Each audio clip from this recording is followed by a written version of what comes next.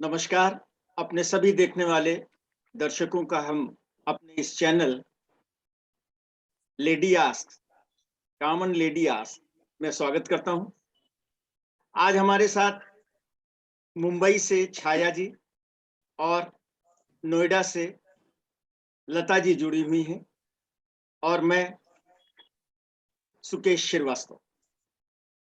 आज हमारे देश का राजनीतिक माहौल बहुत गर्म है, खास करके उत्तर प्रदेश, पंजाब, गोवा, जहां पर कि कुछ चुनाव सामने आ गए हैं। तो इनको देखते हुए एक आम आदमी कुछ सोचता है कि हमको क्या करना चाहिए। तो आज हम अपनी इस वार्ता को उत्तर प्रदेश पर ले आए और उसके बाद हम अपने अगले एपिसोड में पंजाब, गोवा वगैरह को भी शामिल करेंगे। एक आम आदमी के साथ साथ घर में रहने वाली एक आम गृहिणी भी राजनीति के बारे में जागरूक है।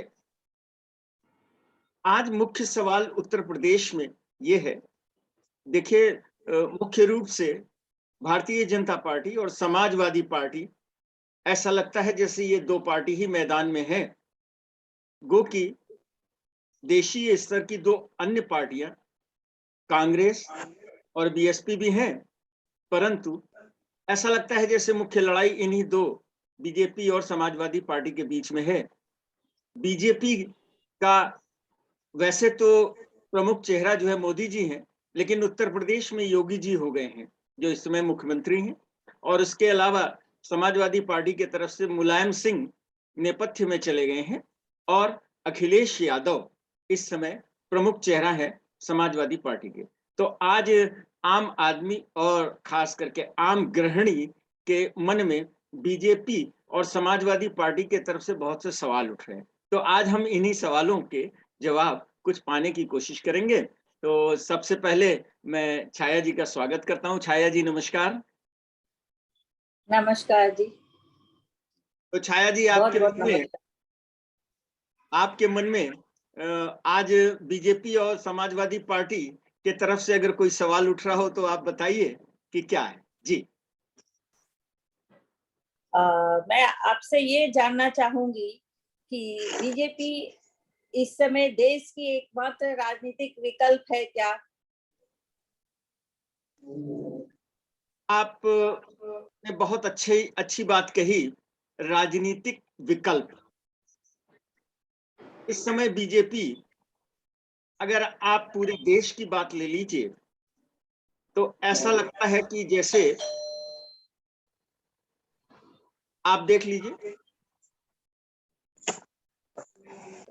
ऐसा लगता है जैसे कि इस समय बीजेपी ही पूरे देश की सबसे बड़ी और एक ऐसी पार्टी है जिसके पास एक विचारधारा भी है, भविष्य के बारे में एक सोच भी है, और ऐसा लगता है जैसे उसके हाथों में देश का भविष्य सुरक्षित है। लेकिन ऐसा कभी भी नहीं होता कि किसी देश में कोई एक पार्टी हो और उसका कोई विकल्प ना हो। समय की बात है, दूसरी अन्य पार्टियां अपनी अपनी विचारधारा, अपनी अपनी सोच, अपने अपने प्लान, अपने अपने लोगों को लेकर के सामने आती हैं। मेरे कहने का मतलब यह है कि किसी अन्य पार्टी से कोई एक बड़ा व्यक्तित्व उभर के सामने आ सकता है और जिसके बाद ऐसा लगता है कि शायद ये एक विकल्प आ गया। मैं आपको यही बताना चाहूंगा कि जहां तक उत्तर प्रदेश का सवाल है और पूरे देश का सवाल है, अंततः क्योंकि आपने एक विकल्प की बात की है, तो नहीं, ऐसा नहीं है कि इसका कोई विकल्प नहीं।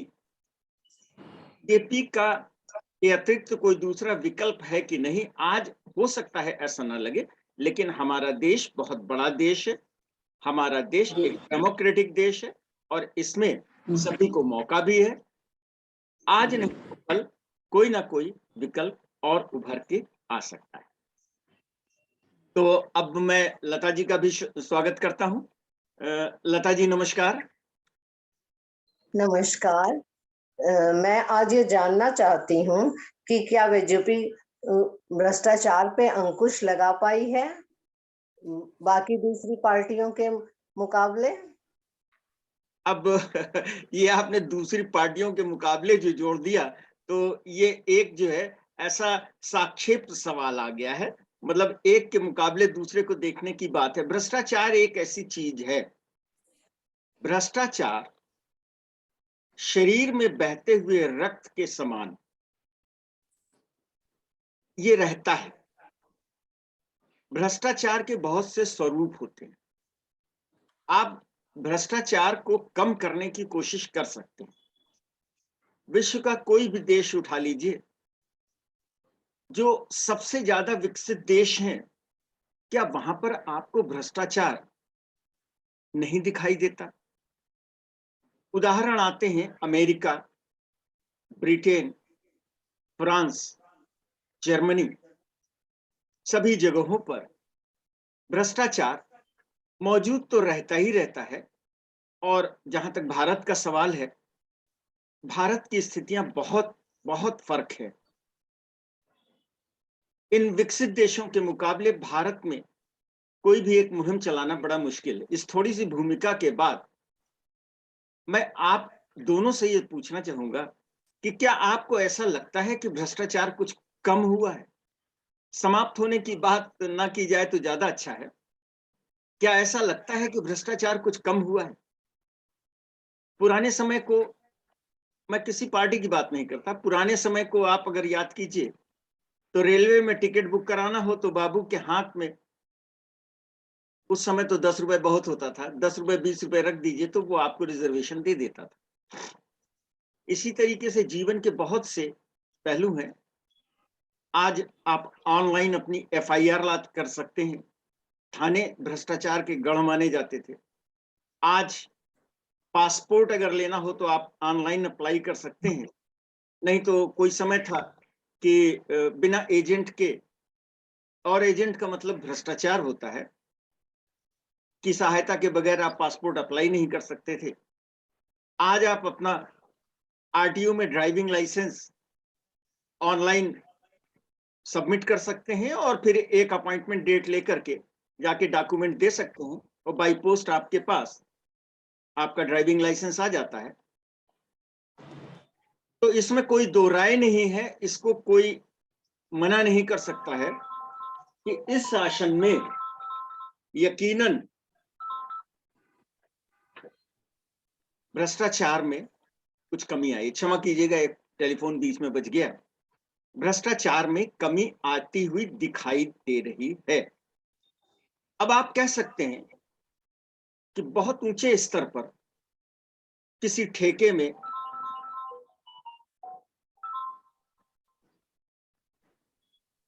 किसी अन्य चीज में आपको भ्रष्टाचार सुनाई दे सकता है, लेकिन उसका कोई महत्व नहीं है क्योंकि वो आम आदमी को प्रभावित नहीं करता है। तो अभी तक की जो इनकी कार्यशैली रही है, कारगुजारी रही है, उससे ऐसा लगता है कि भ्रष्टाचार में कुछ कमी आई है।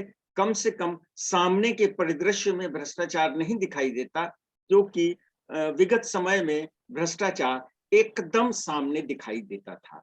यही मेरा इसमें कहना है। अदरवाइज नहीं तो आप ये जानते हैं कि भ्रष्टाचार एक ऐसा मुद्दा है जिसपे घंटों बात की जा सकती है। एक एक घटना को उठा करके भी बातचीत की जा सकती है। जी छाया जी, अब आप बताइए। क्योंकि बीजेपी इस वक्त सबसे बड़ी पार्टी है, इसलिए मैं ये जानना चाहूंगी कि बीजेपी को चुनने के क्या क्या कारण हो सकते हैं। यही वो ज्वलन सवाल है जो सबके दिमाग में है। हर आदमी इसको सोच रहा है कि 1-1.5 महीने के बाद मतदान का समय आएगा और मतदान के समय क्या सोच करके किसको मतदान किया जाए, इससे बड़ा सवाल तो कोई दूसरा नहीं हो सकता है। अब आपने स्पेसिफिक बीजेपी के लिए पूछा है, तो नकारात्मक बातों को अलग रख करके देखिए, यही चीजें किसी अन्य पार्टी के लिए भी हो सकती है कि समाजवादी पार्टी को क्यों चुना जाए, कांग्रेस को क्यों चुना जाए, या बीएसपी को क्यों चुना जाए। तो उनके, आप जानना चाहते हैं कि उनकी स्ट्रांगनेस क्या है, उनकी मजबूती क्या है, जो आगे आने वाले समय में हम सबके लिए लाभप्रद हो। किसी भी राजनीतिक पार्टी से हम जो अपेक्षा करते हैं, क्या बीजेपी इन अपेक्षाओं पर खरी उतर सकती है? जी हाँ, ये सोचने वाली बात है और बहुत अच्छा सवाल है ये कि अगर हम बीजेपी को चुने तो क्यों चुने। देखिए, बीजेपी ने विकास का मुद्दा सामने रखा। विकास की बात तो सभी करते हैं, करते नहीं। बीजेपी की एक ये सफलता रही है कि बीजेपी अपने आम मतदाता के सामने प्रमाण के सहित आ पाई है कि उन्होंने विकास किया है। इसको कोई मना नहीं कर सकता, चाहे वो देश के अंदर हो, चाहे वो देश के बाहर। बीजेपी के समय में हुए विकास दिखाई दिए, लोगों ने महसूस किया विकास हुआ है। यह विकास चाहे सड़क के क्षेत्र में हो, चाहे हेल्थ केयर के क्षेत्र में हो, चाहे एजुकेशन के क्षेत्र में हो, और चाहे एक जनरल सामान्य रूप से एक आम नागरिक के रोजमर्रा के जीवन में आने वाली जो चीजें हैं, उसमें वो विकास महसूस करता है।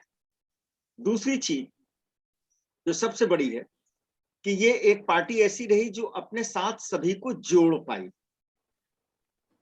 मैं उन लोगों की बात नहीं कर रहा हूं जिनके अपने कुछ अलग स्वार्थ हैं, जिनकी अलग कुछ विचारधारा है, आप समझ रहे हैं।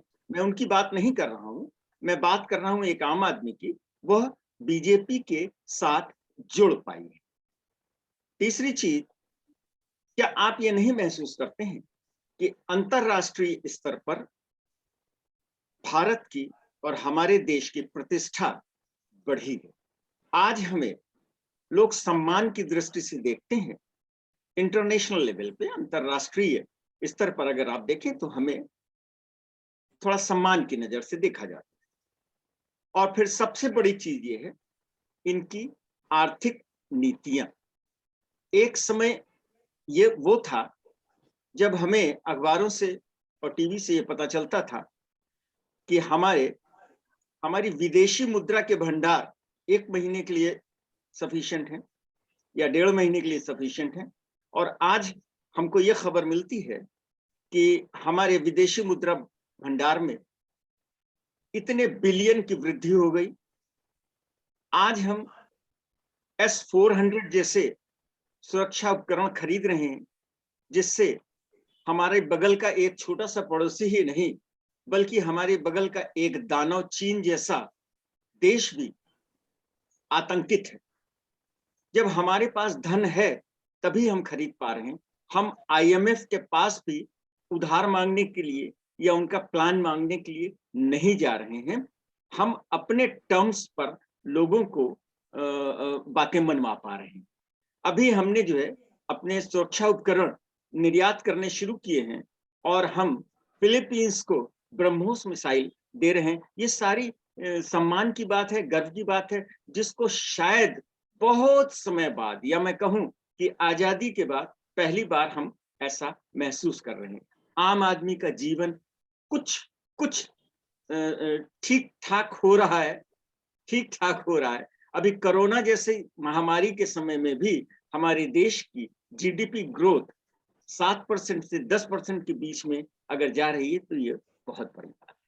मेरा ख्याल है कि शायद मैं कुछ स्पष्ट कर पाया। जी लता जी, अब आप पूछिए। आप हमें ये बताएंगे कि क्या बीजेपी की आर्थिक और विदेश नीति सफल रही? हाँ, ये आपने जो पूछा, ये छाया जी ने अभी जो सवाल पूछा था उसी से संबंधित कुछ ये सवाल है। आर्थिक नीतियां और विदेशी नीतियां। सबसे पहली चीज ये है कि आर्थिक नीतियां क्या हमारे पास हैं? क्या हमारा स्पष्ट कोई विदेशी नीति, फॉरेन पॉलिसी हमारी है? मैं कह सकता हूं कि जी हाँ, हमारी आर्थिक नीतियां हैं। आर्थिक नीतियां जो सबसे ज्यादा नीडी है, सबसे ज्यादा जरूरतमंद है, उस तक पहुंचने के क्या प्रयत्न किए जा रहे हैं। जनधन योजना, फ्री राशन देना, मुफ्त राशन देना, उज्ज्वला योजना, इस तरीके की कितनी ही योजनाएं हैं। और यहां तक कि गरीब तबके को मकान देना, चाहे एक कमरे का ही मकान क्यों ना हो। ये सब नीतियां हैं जो ये बताती हैं कि ये आम आदमी तक सुविधाएं पहुंचाने के प्लान है। ये आर्थिक नीतियों का ही हिस्सा है। आर्थिक नीति सिर्फ जो है आय बढ़ाना ही नहीं है, आय का समुचित व्यय करना भी इसका एक हिस्सा है। इस तरीके से जब आपके पास ऐसी आर्थिक नीति होगी जिससे आपकी आय बढ़ सके, तभी आप जरूरतमंद लोगों तक उस धन को पहुंचा पाएंगे। यह सरकार इस कार्य को कर पाई। और जहां तक विदेश नीति का सवाल है, विदेश नीति इस समय हमारी, हम समझते हैं, अपने उच्च स्तर पर है। इस समय दुनिया के सभी देशों के साथ हमारे मित्रवत संबंध हैं। यकीनन एक चाइना और पाकिस्तान को छोड़ के, आप जानते हैं कि आपके बगल का पड़ोसी ही आपका सबसे बड़ा आलोचक होता है, जिसको आपसे सबसे ज्यादा जलन होती है। हमारी कोई विस्तारवादी नीति नहीं है, हम किसी की भूमि पर कब्जा नहीं करना चाहते, लेकिन हमारा पड़ोसी हमसे जलन रखता है। हमारी तरक्की क्यों हो रही है, हमारी तरक्की किस तरीके से रुक जाए। जिस तरीके से एक सामान्य पड़ोसी इस बात से जलन रखता है, वैसे ही ये दो हमारे पड़ोसी हैं। इसके अलावा आज अमेरिका, फ्रांस, जर्मनी, इवन यहां तक कि मैं आपसे कहूं छोटे छोटे यूरोपीय देश, नॉर्वे, आयरलैंड, ये सब भी आज हमारे मित्र हैं और हमारे काम आते हैं। हमारी जो वैक्सीन पॉलिसी रही, वैक्सीन पॉलिसी ने हमें विश्व स्तर पर स्वीकार्य बनाया। हमने छोटे और गरीब देशों को बहुत बड़ी संख्या में ये वैक्सीन जो है उपलब्ध कराई, अन्यथा उन देशों को शायद ये वैक्सीन न मिल पाती। हमने विश्व बैंक के द्वारा भी इन वैक्सीन का वितरण कराया, जिससे ये सारे देश भारत देश का मुंह दे। हमारी कोई ऐसा नहीं है कि हमारी बहुत आइडियल स्थिति है, ऐसा नहीं है कि सुधार की गुंजाइश नहीं है, ऐसा नहीं है कि आगे और तरक्की नहीं होगी, सब कुछ होगी। लेकिन जो अनुभव हमें विगत वर्षों में रहे हैं, उनको देखते हुए आज हम ये कह सकते हैं कि आप ये समझिए कि S-400 की मैंने अभी बात की, जो रशिया से हमने लिया है। रशिया और अमेरिका में एक होड़ है अपने अपने आयुधों को बेचने की, और अगर एक देश अमेरिका से लेता है हथियार तो रशिया उसका दुश्मन हो जाता है, और अगर रूस से कोई लेता है तो अमेरिका दुश्मन हो जाता है। दुश्मन इस सेंस में कि उसके बाद वो उनके ऊपर जो है प्रतिबंध लगाने शुरू कर देता है। लेकिन हमारी विदेश पॉलिसी को आप क्लैपिंग करेंगे कि तुर्की ने जब रशिया से S-400 लेने की कोशिश की तो तुर्की पर उन्होंने पूर्ण प्रतिबंध लगा दिया। आज तुर्की की आर्थिक स्थिति समाप्त हो चुकी है, वो दिवालिया होने के कगार पे। लेकिन भारत ने भी वही S-400 रूस से लिया, और अमेरिका भारत के विरुद्ध किसी भी किस्म की कार्रवाई करने में असमर्थ रहा। उसको इस बात का पता है कि भारत एक ऐसी शक्ति है आज की तारीख में कि भारत के ऊपर किसी भी किस्म की कार्रवाई करने पे नुकसान उनको ज्यादा है। आज हम दुनिया के बहुत बड़े एक्सपोर्टर और बहुत बड़े इंपोर्टर हैं। ये हमारी विदेश नीति की सफलता की है। जी छाया जी, क्या कुछ और रह गया आपके पास पूछने के लिए? चूंकि माहौल चुनाव का है, इसलिए मैं फिर से एक बार पूछना चाहूंगी कि समाजवादी पार्टी को चुनने का मुख्य मुद्दा क्या है? अगर कोई चुनना चाहे समाजवादी पार्टी को तो क्या क्या कारण है? बहुत सही, बहुत सही। जब हम लोगों ने बीजेपी के बारे में इतनी बातें की हैं, और उत्तर प्रदेश के चुनावों पर हमने अपनी वार्ता को जो है रखा है, तो यकीनन समाजवादी पार्टी के बारे में भी पूछना चाहिए और इनके क्या, इनकी मजबूती क्या है ये भी जानना चाहिए। क्या है? मैं इनकी कमजोरियों, मैं इनकी आलोचना में आपके इस सवाल के जवाब में नहीं बोलूंगा। मैं यही बोलूंगा कि समाजवादी पार्टी की मजबूती क्या है। समाजवादी पार्टी, देखिए बीजेपी की जो कमजोरी है वो समाजवादी पार्टी की शायद मजबूती है। ये एक निगेटिव होता है लेकिन ये बात सत्य होती है। इतना तो आप भी महसूस करेंगे कि बीजेपी के समय में पोलराइजेशन हुआ। विगत आम सभा, लोकसभा के चुनाव में और विधानसभा के चुनावों में आपने देखा होगा कि बीजेपी ने किसी मुस्लिम कैंडिडेट को नहीं चुना। यह एक पोलराइजेशन है। यह पोलराइजेशन एक जहर होता है। अगर एक जगह पर पोलराइजेशन एक स्तर पर होता है तो इसके प्रतिक्रिया स्वरूप दूसरे तरफ भी पोलराइजेशन हो जाता है। आज हम यही देख रहे हैं। समाजवादी पार्टी एक समवादी पार्टी की तरह से है, उसमें समाज के सभी तबके के लोग जुड़े हुए हैं। तो जो ये एक विष या जहर जैसा समाज में जो व्याप्त हो गया है, जिसको आप हिंदू मुसलमान, हिंदू सिख, हिंदू दलित जैसे जैसे विभागों में बांट सकते हैं, यह समाजवादी पार्टी की एक बड़ी ताकत है कि उसके साथ सभी लोग जुड़े हुए हैं और सभी लोग ऐसा महसूस करते हैं जिसमें उनका रिप्रेजेंटेशन है। दूसरी चीज ये है कि जो समाजवादी पार्टी के प्रमुख चेहरे हैं अखिलेश यादव जी, वो एक हाईली एजुकेटेड टेक्नोक्रेट है। यह चीजों को सिस्टमेटिक तरीके से करने के आदी। अब अगर इनको अपनी पार्टी में काम करने की स्वतंत्रता मिले तो शायद ये चीजों को साइंटिफिक तरीके से आगे बढ़ा सकते हैं। अगर आप इनके पूर्व मुख्यमंत्री पद को ध्यान रखें, उस समय को याद रखें, तो ऐसा कहा जाता था कि उत्तर प्रदेश में 4.5 मुख्यमंत्री,